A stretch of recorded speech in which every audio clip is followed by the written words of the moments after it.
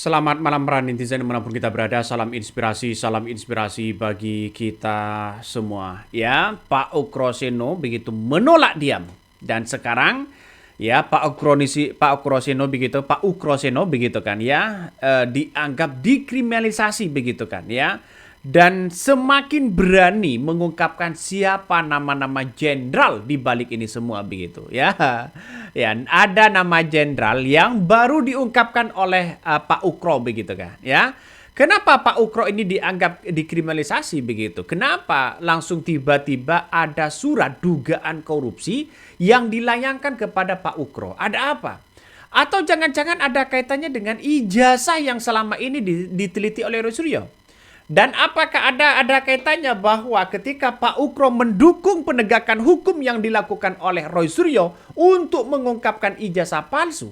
Apakah bisa? Apakah benar seperti itu? Banyak muncul narasi-narasi di berbagai media sosial. Justru Pak Ukro tidak tinggal diam. Sekarang akan melakukan langkah-langkah hukum. Ya, kata Pak Ukro. Sangat-sangat marah Pak Ukro ini begitu kan ya.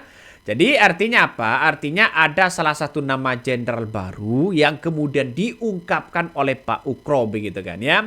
Yang dianggap bahwa Pak Ukro ini dikriminalisasi ya, ya.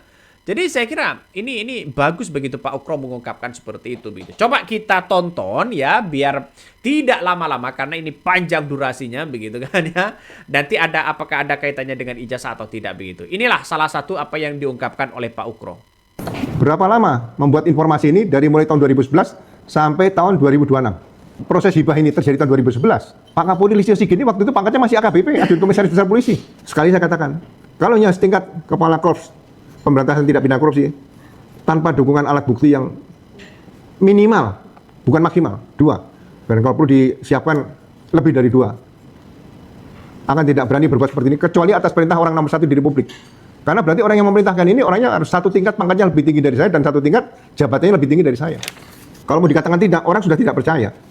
Sudah hampir 2 atau 3 kali saya dikriminalisasi seperti ini. Ya. Nah, dengan pertanyaan inilah yang kemudian siapa yang kemudian melakukan seperti ini begitu kan ya, yang kemudian menyuruh menerbitkan surat dugaan korupsi kepada ya Pak Ukro ini.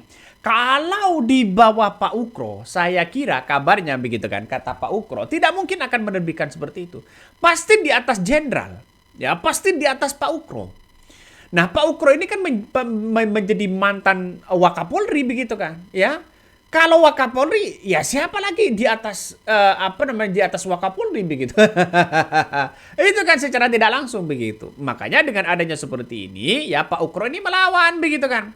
Ya, Pak Ukro ini melawan betul begitu kan. Karena merasa dirinya ya tidak pernah korupsi, tidak pernah ya hasil dari audit BPK yang kemudian muncul kepada publik ada dugaan korupsi, tidak ada. Ya, apakah ini dibuat-buat atau bagaimana? Tapi yang jelas Pak Ukro sekarang ini adalah melawan. Coba kita tonton ya. Ya, karena yang mengkriminalisasi itu yang sebelum-sebelumnya juga ada. Demi urusan nafsu politiknya saja. Kalau saya buka, nanti malu semuanya situ. Pak Ukro ini akan mengungkapkan begitu kepada publik begitu kan ya, bahwa apa yang sebenarnya terjadi begitu. Kalau Pak Ukro ini sampai mengungkapkan begitu akan malu katanya. Wih. Pak ungkapkan aja Pak ya, biar tahu siapa mereka begitu, biang keroknya begitu kan.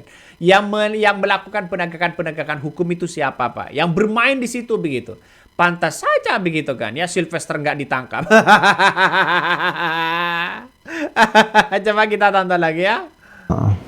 Tentang kesimpang siuran berkaitan, saya sebutkan saja rekayasa kriminalisasi terhadap diri saya.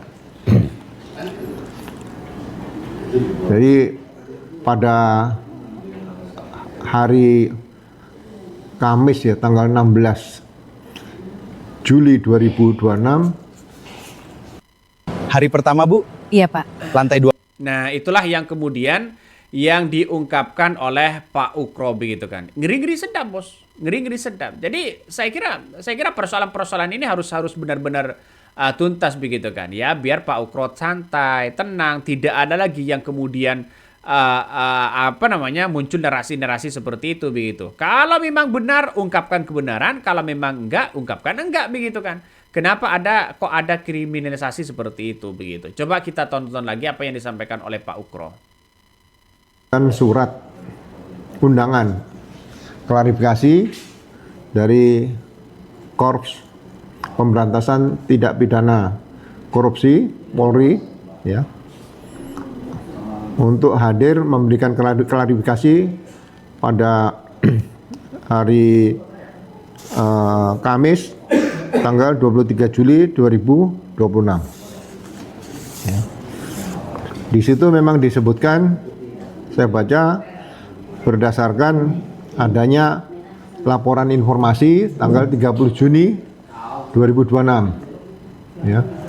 2 hari kemudian diterbitkan surat perintah penyelidikan tanggal 2 Juli 2026. Dan surat undangan klarifikasi itu ditandatangani pada tanggal 16 Juli 2026. Hanya dalam tempo 2 minggu ya, sudah ada kesimpulan dari penyelidik di sini untuk mengundang saya memberikan klarifikasi. Kemudian saya membaca di sini bahwa Korps Pemberantasan Tindak Pidana Korupsi Polri sedang melakukan penyelidikan terhadap dugaan tindak pidana korupsi dalam proses hibah tanah dan bangunan barang milik negara Polri atau Asrama Spolwan di Jalan Ciputat Raya nomor 41 Jakarta Selatan, serta pengadaan tanah pengganti di Lembang tahun 2010 sampai 2014. Jadi ada ini bukan 2 kasus, ada dua, bukan peristiwa juga, ada 2 pekerjaan yang dilakukan oleh Polri, ya, yaitu masalah hibah tanah dari Polri, ya, yang lokasinya adalah di Spolwan Polri, hibahkan kepada Pemda DKI dalam rangka perluasan depo MRT. Nah, sudah bisa dipahami kok seperti itu begitu. Jadi walaupun Pak Ukro ini sebenarnya ya sudah melakukan pembebasan itu kan demi kan aset-aset Polri sebenarnya. Nah, kepentingan aset Polri disitulah yang kemudian mau digunakan oleh Pemkot DKI Jakarta begitu kan. Nah, setelah dilakukan begitu karena sama-sama aset negara begitu, maka DKI Jakarta memberikan uang hibah begitu kan, ya kalau nggak salah uang hibah begitu kepada Polri begitu. Dan itu kita lihat saja uang itu kabarnya dibelikan tanah lagi ya. Dibelikan tanah lagi, nah dan tanah itulah yang kemudian hasil dibeli itu kan dari warga, tanah warga dibeli lagi untuk aset Polri, tidak ada sama sekali begitu kan. Walaupun Pak Ukro ini kabarnya ya diberi ya oleh masyarakat, tapi ditolak kabarnya. Kalau ingin memberi kepada Polri, jangan lewat Pak Ukro kabarnya.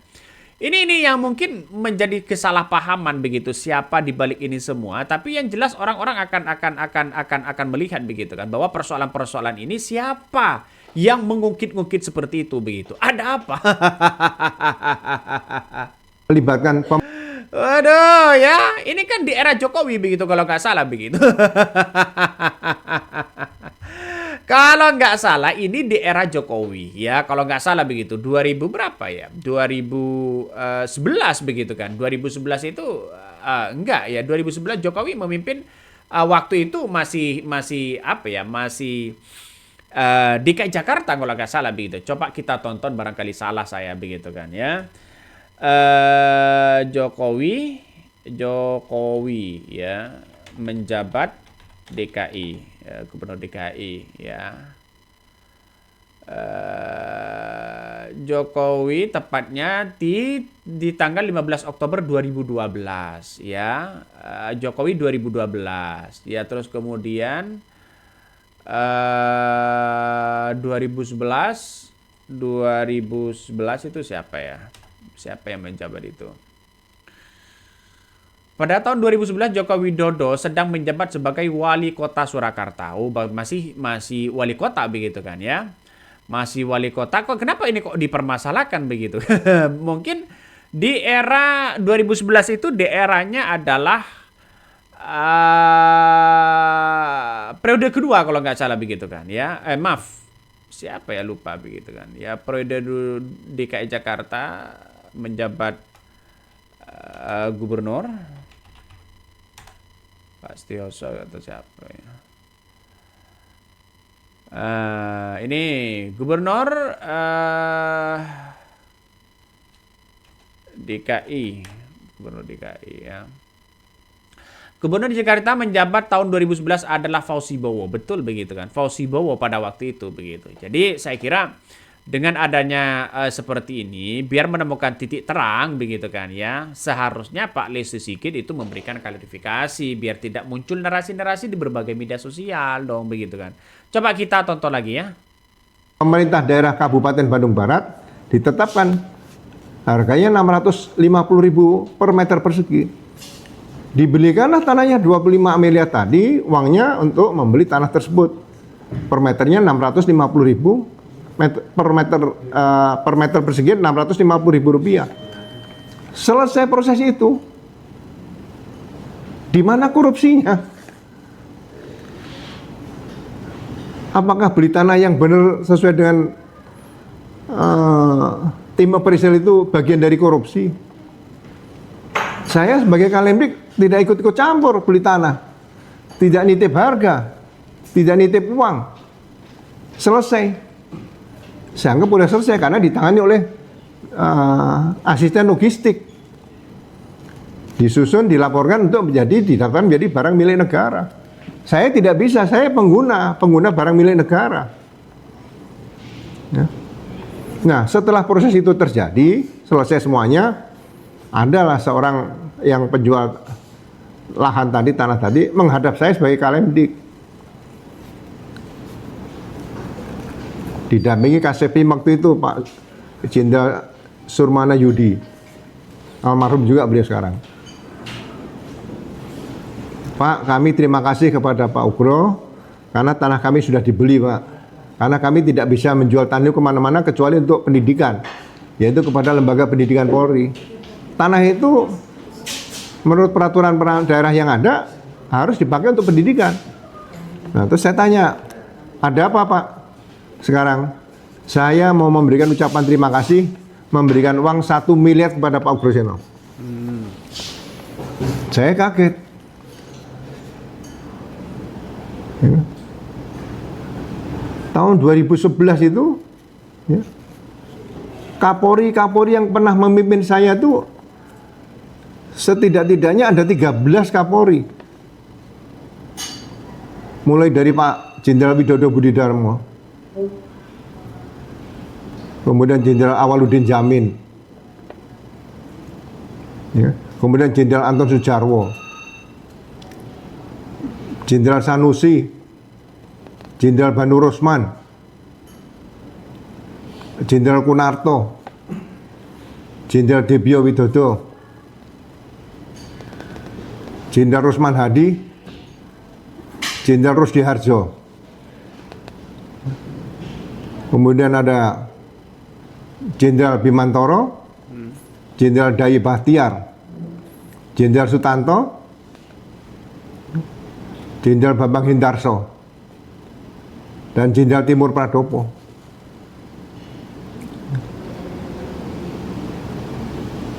Tidak ada itu istilah harus menerima uang dari masyarakat, nggak ada. Jangan bikin susah masyarakat. Saya tolak. Jangan Pak, jangan berikan uang kepada saya. Bapak kalau mau berikan uang kepada Polri, titik. Pak, bagaimana kita mau terima kasih? Tidak bisa Pak, saya tegaskan tidak bisa. Kalau gitu saya akan berikan tanah kepada Pak Ugro 1000 meter, Pak. Saya bilang, jangan. Saya tidak akan pensiun di Lembang, Bandung. Buat apa tanah 1000 meter? Saya kalau meninggal tidak butuh tanah 1000 meter persegi, Pak. Saya cukup 1 kali 2 meter. Akhirnya tanah tersebut diberikan lagi hibah kepada Polri. Ya kapan saatnya kita bisa berbakti sama Polri kalau kita tidak mengarahkan seperti itu. Jadi tanah yang dibeli dengan 25 M tadi dapat tambahan 1000 meter dari masyarakat.